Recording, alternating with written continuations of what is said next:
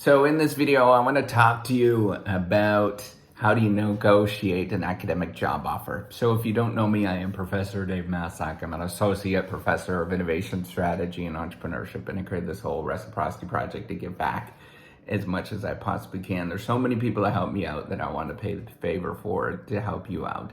So this is not necessarily based on my own journey. I am not a great negotiator. It's probably the worst way to start out this video, but this is based on sort of game theory and as well as sort of what's called, institutional theory, where we're really thinking about the resources that we have access to, right? So if you're a player in this game where you're trying to negotiate something, there's two things that you can think about. The first thing is thinking about whether that this is a one-off game or a long-run game, right? Or a repeated game. If this is a repeated game, then you should be kind and helpful and all of that kind of stuff.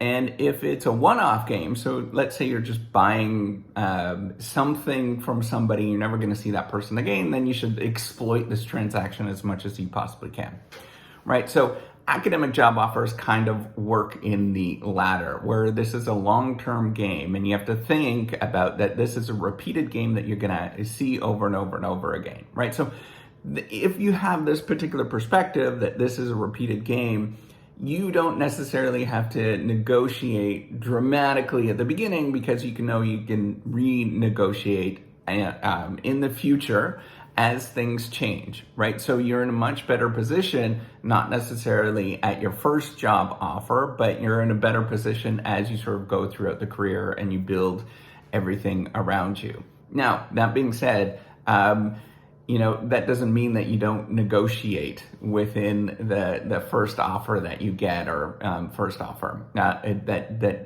is around you. But you have to think about, as well as the game that's being played, right? If you have multiple offers, then it's easy to actually negotiate because then you can play each other off each other. It's like when I go to the when we go and buy cars and we want to buy a certain kind of car, we can go to multiple dealerships and then we can sort of play off the multiple dealerships. Well, you probably know that, right?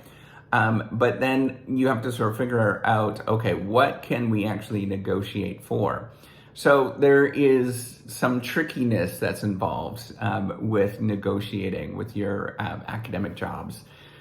And this is thinking about the sort of play that they have in salary. That's going to be your first sort of temptation, is to go for salary, but there's often not a lot of play in salary. Now, in a private institution, you might have a little bit more play in terms of them being able to sort of, offer higher values in the salary, but in most public institutions, they can't.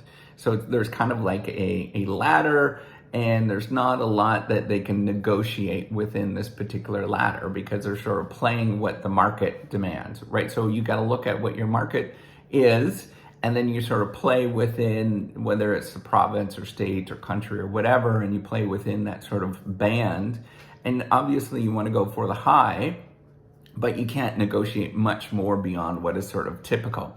Now, what can you actually negotiate for? And I would recommend for you to actually try to go for as high as you possibly go, because, salaries are going up, and there's a trick that is involved, is that once you get that certain salary, it kind of locks you in for the long run. So obviously push as hard as you possibly can up front so that you can get a higher salary, because universities, they don't necessarily increase the salaries that much. It's a bit of a myth that people say, the price of education is growing by 7%. It's because all these greedy professors and all that kind of stuff. No, that's not what's happening. There is a market that's changing, right? So the way that our salaries typically go up, it's about like 1 to 2% max. And so you have this thing called salary inversion, that people that are coming into the market, that are new into the market, they might actually get higher offerings than what somebody that is prestigious, full professor at a university can actually get. And this happens all the time. And how we actually, navigate this issue is we go to the market, right? And the market actually corrects for that. So if your salary is low at an institution, you're like, screw this, I am actually going to go get a job someplace else. and then you go and you get that job someplace else. Sometimes you can get if you have that offer, you might be able to get a counter offer. And that happens all the time. That's how people actually negotiate and sort of move up the ladder when their salary is actually low. But if they can't get that offer, then it's tricky to negotiate with those particular offers. And that's kind of the recommendation. But what can you negotiate other than salary, especially when you are new to the job market, right? Or, this is your first thing. Well, you have to look at those extra resources. Those slush fund resources are actually really, really valuable when the salary is actually fixed. So negotiate for less teaching, for example.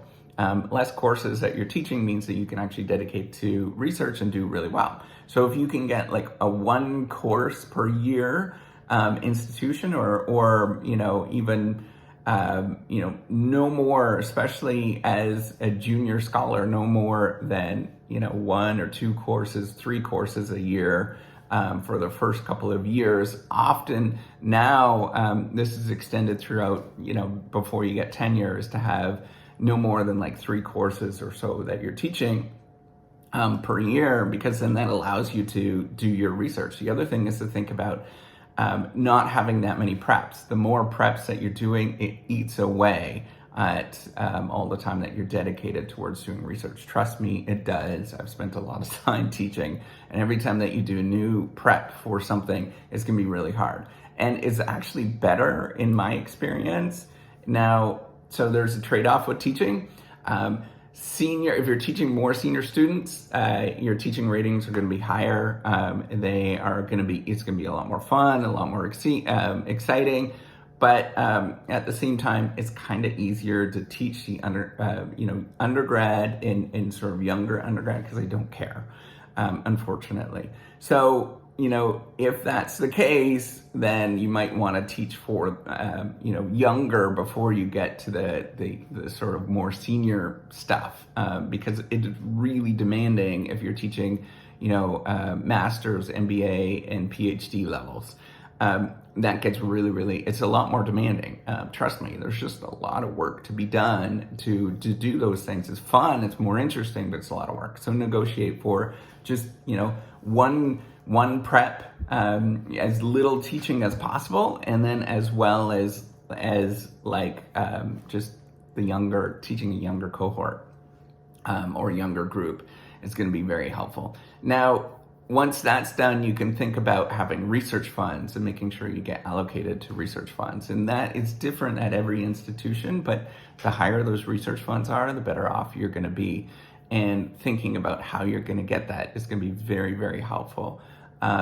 Make sure that you're really thinking about all these kind of extra resources and sort of milking all of those extra resources as much as you possibly can. So thinking about all the possible sources of, funding, maybe getting allocated a certain amount of trips per year to conferences, all of those kind of things, having a TA, graduate assistant, all of that kind of stuff is going to be helpful for you. And you're thinking about how you can build a team or army to help you out to do well, right? But your salary is typically going to be fixed, so you can't negotiate too much. You can maybe negotiate 1 or 2% until you get to become a very senior scholar, and then you can negotiate for a lot more. But it gets tricky as you sort of move up, because then it's more expensive. It's a big investment as you move up in the career. So it's hard to figure this kind of stuff out, but have that in mind. The best way that you can negotiate is to have those offers available. In terms of game theory, that is how you're going to negotiate, right? And that's what you need to think about, is how you can get multiple offers and have different institutions, so that you're not stuck to go to one particular institution. And by the way, you don't have to do anything, right? Remember that. You do not have to do anything that you're not stuck. You don't have to do anything. If you go into it feeling like you're stuck, you're going to get trapped. And so just say, screw it. I'm good enough. I'm awesome. I'm doing a really good job, and I'm not stuck.